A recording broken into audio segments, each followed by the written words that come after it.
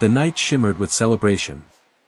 Bright lights reflected off polished floors, laughter echoed against high ceilings, and the smell of fresh flowers mingled with the faint sweetness of spilled punch. Caps soared through the air like tiny comets, and cameras flashed at every turn, capturing smiles, hugs, and triumphant tears. But at the edge of the room, far from the center of attention, Mara sat in her wheelchair, quiet and still, her hands folded neatly in her lap. She wore her cap slightly askew, the tassel brushing her shoulder, a subtle emblem of the milestone she had worked so hard to reach. Yet there was no sparkle in her eyes, no thrill of accomplishment. She watched the dancers swirl across the floor, their movements effortless and joyful, and felt a pang of exclusion. The world seemed to belong to everyone but her. Her smile was polite but faint, a careful mask hiding the ache that had been accumulating for months. Friends had tried to include her, yes, but her accident last year had left her navigating not just life in a wheelchair but also the awkward, sometimes pitying ways people treated her. Even here, on her graduation night, she felt like an outsider in a room full of celebration.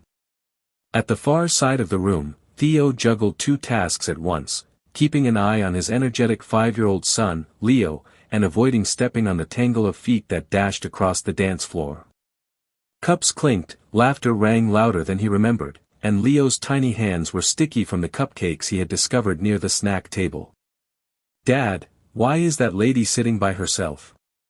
Leo asked, tugging at Theo's shirt.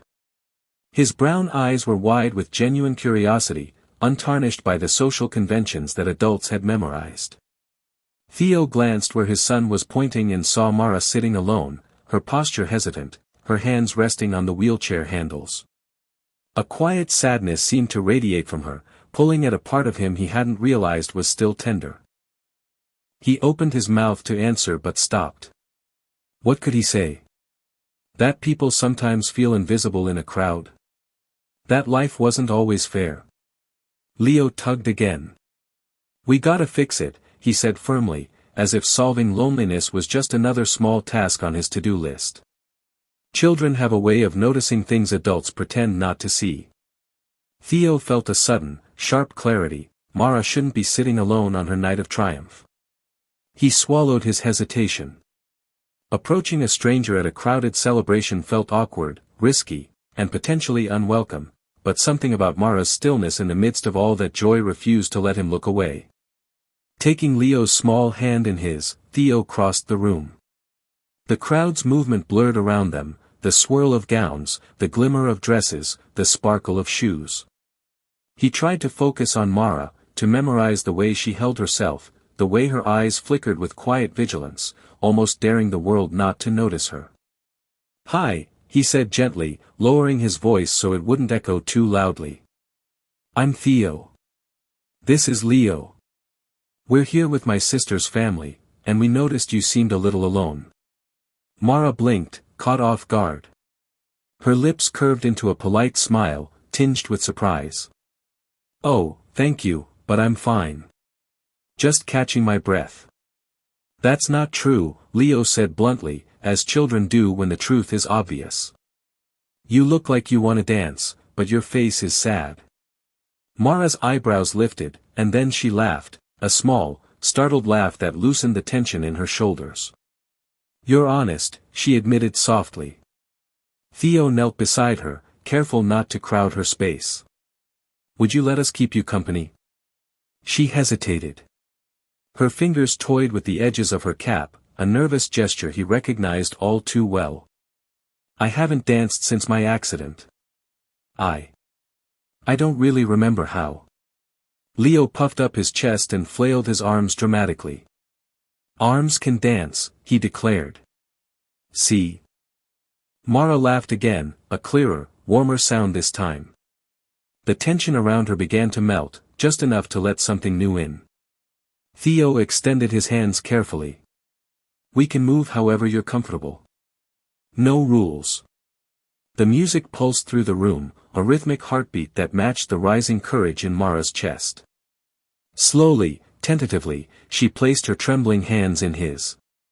They swayed, not in the polished, rehearsed way of the other dancers, but in a gentle, human rhythm.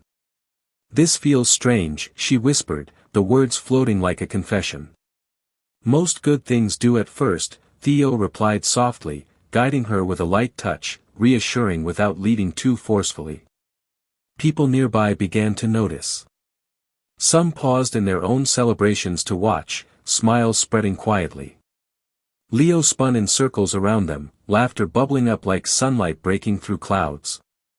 Mara let herself be present in the moment, allowing the room's attention to exist without defining her. When the song faded, she wiped at a tear she hadn't realized had fallen. "I forgot I could feel included," she said. "You should never be on the sidelines of your own life," Theo told her. As they returned to the edge of the room, Mara gathered her courage. "Could I have your number? I'd like to thank you properly." Leo's eyes went wide. "Dad. She likes you." Theo flushed but handed her his phone, feeling a rush of exhilaration he hadn't experienced in years. 3 days later, a text appeared on his screen, "Coffee sometime?" "My treat." The first outing was casual, books, family stories, the gentle unfolding of lives that had been reshaped by hardship. Mara shared pieces of herself that were usually hidden behind walls of caution. "The hardest part isn't the chair," she said. "It's the way people treat you like a fragile question." Theo understood more than he had anticipated. When Leo's mom passed, he said quietly, "People treated me like I was one mistake from disaster." Mara's hand brushed against his. "You're doing beautifully," she whispered. Hours disappeared as they talked, laughed, and shared the small, intimate moments that build trust. Their connection deepened naturally, as if the universe had been quietly arranging a second chance for both of them. The next meetings were longer, easier. Walks in the park became rituals. Shared meals turned into casual, warm conversations. Leo adored Mara, declaring her the smartest grown-up ever, and regaling her with his vivid theories about dinosaurs secretly living undercover in the neighborhood. One evening, under the amber glow of a fading sun, Theo felt the weight of something he hadn't allowed himself to name. "I care about you, more than I meant to," he whispered, his voice trembling with honesty. Mara's eyes glistened, revealing a mix of hope and fear.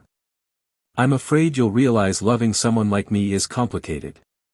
Theo shook his head. "Life is complicated. People are worth it."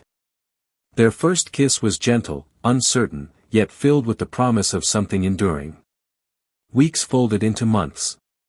Mara became a fixture in their lives, part of family dinners, part of quiet Sunday routines, part of the laughter that spilled from the kitchen when Leo convinced Theo to let him experiment with pancake shapes. But fear lingered, like shadows at the edge of their joy. What if life struck again? It did. A reckless driver ran a red light and hit Mara's van.